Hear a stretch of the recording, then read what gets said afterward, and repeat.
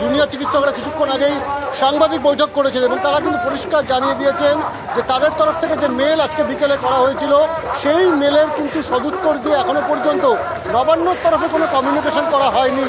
স্বাভাবিকভাবেই তারা কিন্তু অপেক্ষায় রয়েছেন যে মুহূর্তে তারা নবান্নর কাছ থেকে তাদের যে সমস্ত দাবি রয়েছে সেই দাবিগুলো মেনে নিয়ে আলোচনার টেবিলে তারা বসতে চান, সেই মুহূর্তে কিন্তু জুনিয়র চিকিৎসকরা এই আলোচনার টেবিলে যেতে চান। তারা কিন্তু স্পষ্ট বলে দিয়েছেন যে তারা কিন্তু এই মুহূর্ত থেকে সরকার যদি কথা বলতে রাজি হয় এই মুহূর্ত থেকে কাজে যুক্ত হতে রাজি আছে। তুমি দেখতে পাচ্ছ এখনও কিন্তু হাজারে হাজারে এখানে কিন্তু চিকিৎসক এবং প্রচুর সাধারণ মানুষ তারা কিন্তু এখানে উপস্থিত রয়েছেন। যত রাত বাড়ছে ততই কিন্তু ভিড় বেড়ে চলেছে এবং তারা কিন্তু নিজেদের অবস্থানে অনড় এবং তারা কিন্তু বলছেন যে তাদের যে সমস্ত সংখ্যক প্রতিনিধি নিয়ে যাওয়ার কথা সেই সংখ্যক প্রতিনিধি নিয়ে যাবে এবং তাদের কিন্তু 5 দফা খুব স্পেসিফিক দাবি রয়েছে যে দাবির কথা তারা আগেই জানিয়ে রয়েছে।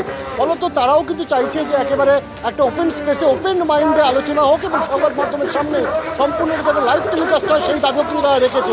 যদিও নবান্নের তরফে কিন্তু এখনো পর্যন্ত জুনিয়র চিকিৎসকদের যে মেল এবং সেই মেলের সপক্ষে যে তাদের দাবি সেই দাবি মানার কিন্তু কোনো বার্তা এখনো পর্যন্ত জুনিয়র চিকিৎসকদের কাছে এসে পৌঁছয়নি। স্বাভাবিকভাবে এই জটিলতা কবে কাটবে কখন কাটবে সেটা নিয়ে কিন্তু এখন সন্দিহান।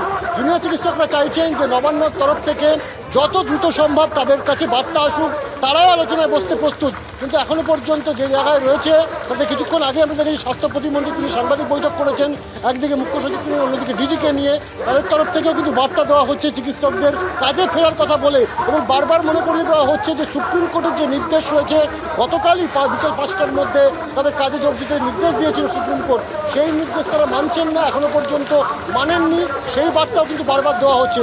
যদিও পাল্টা জুনিয়র চিকিৎসকরা দাবি তুলেছেন যে রাজ্যের স্বাস্থ্যক্ষেত্রে 7,500 জুনিয়র চিকিৎসক রয়েছে, তাহলে কি গোটা স্বাস্থ্য ব্যবস্থা সেটা কি সম্পূর্ণরূপে জুনিয়র চিকিৎসকের উপরে দাঁড়িয়ে রয়েছে?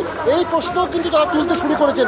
স্বাভাবিকভাবে কিন্তু এই জটিলতা কবে কাটবে সে নিয়ে কিন্তু প্রশ্ন উঠছে এবং তুমি দেখতে পাচ্ছ এখনও কিন্তু প্রচুর মানুষ বিভিন্ন মেডিকেল কলেজ হাসপাতাল থেকে যারা জুনিয়র চিকিৎসকদের সহকর্মীরা রয়েছেন তারা কিন্তু আসছেন, রাতে তারা এখানেই থাকবেন এবং এই রাস্তাতে বসে তাদের যে দাবি এবং 5টি যে মূল দাবি সেই দাবির সপক্ষে তারা কিন্তু তাদের আন্দোলন চালিয়ে যাবেন যতক্ষণ পর্যন্ত না সরকারের তরফে পরবর্তী যে কমিউনিকেশন সেটা আসছে। এবং এখনও পর্যন্ত যারা জানাচ্ছেন যে বিকালে তাদের তরফ থেকে যে মেল করা হয়েছিল সেই ইমেলের উত্তর কিন্তু এখন পর্যন্ত তারা পাননি।